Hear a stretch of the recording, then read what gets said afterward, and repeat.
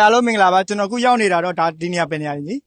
ပါချင်းပူလေး ပါချင်းပူလီမှာเนาะလုပ်ငန်းခွင်ထဲမှာဒီလက်ထိခိုက်သွားတယ်ဗောနော်လက်ထိခိုက်သွားတဲ့အတွက်ဒီစက်ရုံကလည်းညီကိုစေကူတာပိုင်ဆိုင်လိုက်လုပ်ပေးတယ်လိုက်လုပ်ပေးတယ်เนาะဆိုတော့ညီနားတဲ့ကာလာတွေမှာစက်ရုံကညီကိုလောက်ကလာတာပေးလား ပေးပါတချို့တော့ပေးပါ ပေးတယ်เนาะပြီးတော့အခုညီအနေနဲ့ဒီကိုလက်ရင်ကထိခိုက်နစ်နာသွားတဲ့အတွက်ကိုတို့ပကံဆန်ကုန်းရုံးမှာဘာရောက်လုပ်ပေးတဲ့စိတ်ဒီမှာအခုအောင်မြင်သွားပြီเนาะညီနစ်နာကြီးရသွားပြီเนาะဆိုတော့အခုညီအနေနဲ့ကိုတို့ဒီ WG ဘွဲလိုက်ပါဆောင်ရွက်ပေးတယ်ပေါ့ညီအနေနဲ့ကိုတို့ဘွဲကိုဘယ်လိုမျိုးမှတ်ချက်ပေးခြင်းလဲ မက်ဆေ့ပေးနေတယ်တော့ကျေးဇူးတင်ပါတယ်ပေါ့ခုမျိုးနဲ့ခုနဲ့တော့နဲ့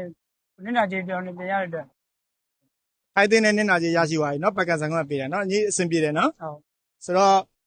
ကျွန်တော်တို့ဒီညီရဆိုရင်လုပ်ငန်းဝင်တွေမှာဒီလုပ်ငန်းနဲ့လက်ထိခိုက်သွားတယ်ဗောနော်လက်ညီလက်ပနဲ့ချောင်းထိသွားတယ် သုံးချောင်း လက်၃ချောင်းထိခိုက်သွားတယ်เนาะ၃ချောင်းလား30လား၃ချောင်းဗောနော်၃ချောင်းထိခိုက်သွားတယ်ဆိုတော့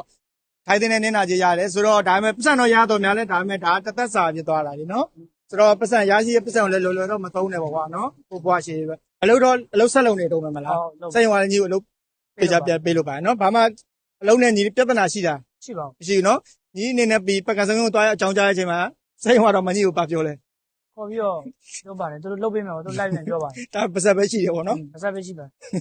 ဆိုတော့အားလုံးပဲ queue ဆိုင်ကြပါဗျာဟုတ်ကဲ့ပါ